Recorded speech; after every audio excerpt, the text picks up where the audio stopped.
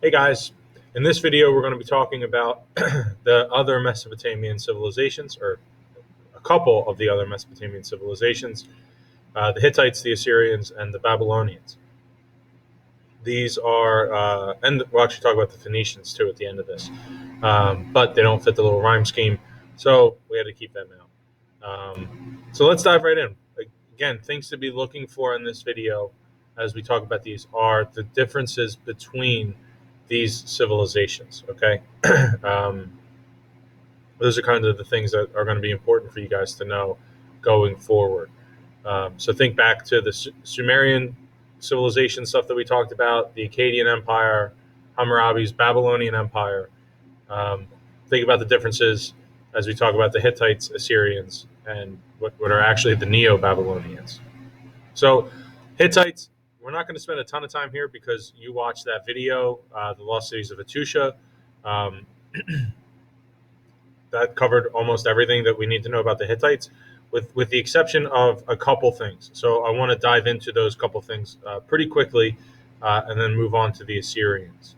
So the Hittites, we believe, were the first to use iron, which gave them the major military advantage. Iron is significantly stronger than bronze. So as its enemies are using bronze in their shields and in their armor and in their swords and weapons, the Hittites are using iron, mostly because of their location up in the mountains. That's where iron is found. So they were just using what they had available to them. But that iron gave them that advantage because iron is significantly stronger, more durable, and can be um, sharpened to a finer point, making the weapons, that much more deadly. It also allowed for the creation of chariots. So the Hittites were not only the first to use iron, but we believe were the first to use a chariot because the iron rods that were the axles, the wheels, were significantly stronger than bronze was, so it could hold the weight of a few people on the back of the cart while they were at war. So, chariot, iron, all things very important going in the direction of the Hittites. Um, we know that they were part of the first peace treaty that we have records of, which was with the Egyptians. You remember that from the video. That was the first thing that they found in Babylonian, was the peace treaty between the Hittites and the Egyptians. This is the oldest peace treaty that we have in existence, or at least that we still have records of. And it's actually currently housed in the UN building in New York City, the United Nations, which is a fitting place for the world's oldest peace treaty. We do know that there was infighting between the Hittites, between the brothers, or the uncle and the nephew, the general and the king, respectively, and that the city burned, specifically the key sites of the key sites of the palace and the temple buildings were all burned. We think mostly just to prevent other civilizations from using, such great technology that the Hittites had. And they just disappeared. We don't really know where they went. I have a couple ideas, which I'll share with you guys at a future date, where I think they might have gone, but it's totally conjecture, just something that kind of makes sense to me, and we'll see if it makes sense to other people. But they just pretty much just disappear into the night. So, again, things you've already known from the Hittites, but with the addition of first to use iron and the chariot. Let's talk about the Assyrians. So here's a map that we'll actually look at again later in the notes here. But you can see that the Assyrian Empire is different from some of the other empires we've talked about already, even the Babylonian Empire and the Sumerian city-states, in that they're just located farther north. The Babylonian Empire, again, which eventually took over the Akkadian Empire, which took over the Sumerian city-states, was in the southern part of Mesopotamia. It was right along the Persian Gulf, where the Tigris and Euphrates meet. The Assyrian Empire, on the other hand, is located farther north, pretty much right in the middle of the Fertile Crescent, or really at the top of the Fertile Crescent. And that gives them pretty unique advantages, which we'll get into now, shortly. Actually, we're going to, let's go right into this. So this is from a cuneiform tablet, column really, of the Assyrian creation story. And I'm just going to point out here that there's a name, Marduk. Marduk is the main god, right? As you can see, to celebrate Marduk's appointment as champion following his defeat of Tiamat, right? Uh, Marduk, if you remember, is the god that Hammurabi was promoting in the region. So that means that Marduk, as a god, as the main god of Babylon, is now associated with Assyria. Hammurabi was 1700s BC. This is 7th century BC. This is over 1,000 years later, and Marduk is still the main god in the area. Think about that. That's the legacy. That's one of the legacies of Hammurabi, right? Everybody focuses on his legal code, and rightly so. But he was able to influence the religious beliefs of countless people for thousands of years, right? Or at least 1,000 years, hundreds of years, easily. So think about that, right? Think about what that means in terms of the power of the Babylonian Empire, that they're influencing the religious beliefs of their neighbors, right? For hundreds and hundreds of years. Um, so there's some cool stuff in there. I'm kind of pausing and speaking slow so that you read this. Um, Basically, creation is comes about because Marduk slays giants and another god, and from the god's body creates the heavens and the earth, and from the giant, actually the giant's blood, humans are created in order to serve the gods. So it's an interesting, surely an interesting creation story as to why we exist, right? We exist to serve the gods. But that fits very much into Assyrian uh, ideas and beliefs, which we're going to get into now. So, again, notice I'm pointing out a few things. One, the Assyrian Empire kind of existed in waves. There was the first Assyrian Empire, which was 1800 to 1600 BCE. Then there was the larger one, but that only lasted for about 40 years. And then the largest Assyrian Empire it's really at its height, again, only for about 70 years, which is really short in the grand scheme of things. Um, but that doesn't mean that it's going away in between these times. It's just getting smaller. They're losing land, they're losing battles.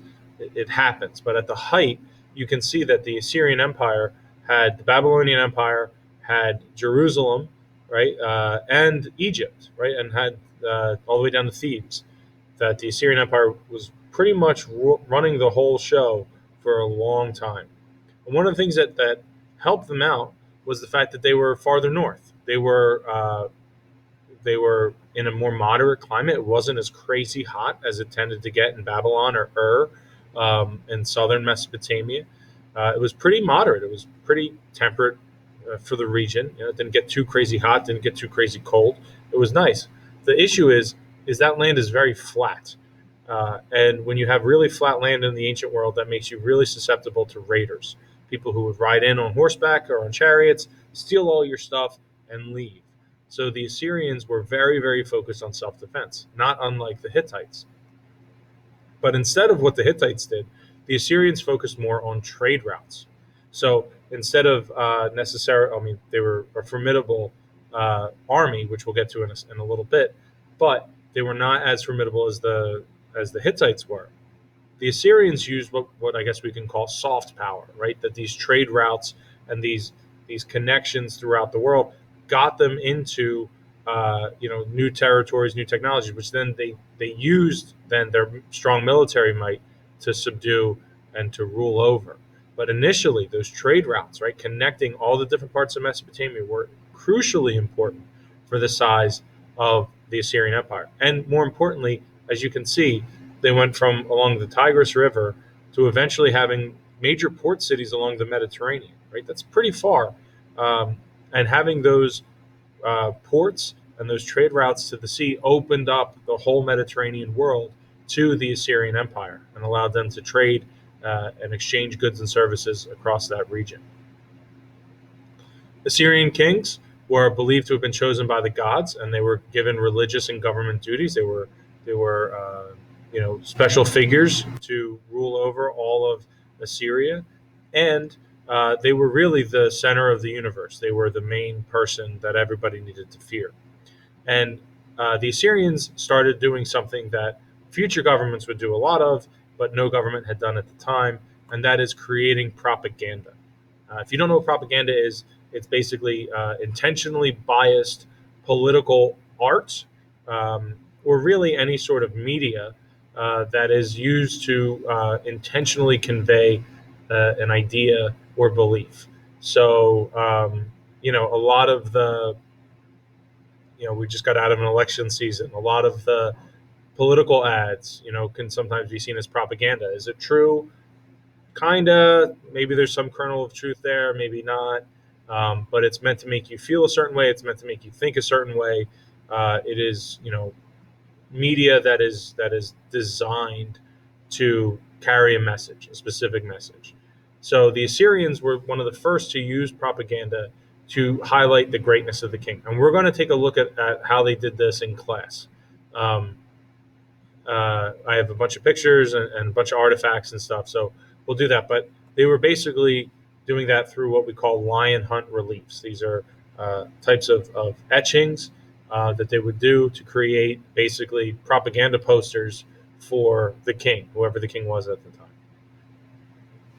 Let's talk about Assyrian military, because this is really, really important. They had one of the largest militaries in the ancient world, over 500,000 men with specialty units. You had people who were infantry, you had people who were cavalry, you had people who were archers, and that's all they did. They focused all their effort on those specific things, so that they became very, very good at those specific jobs.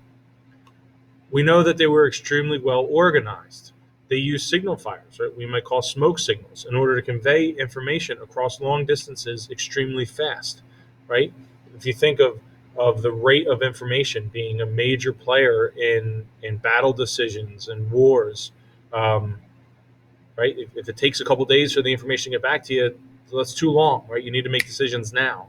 So the Assyrian military figured out ways to use signal fires and use spy networks within the cities to gain information and share that back with the generals and the members of the military. They also used terrorism and sneak attacks and attacking civilian areas, basically to try to make people, be so afraid that they just welcomed the Assyrian military in to take control.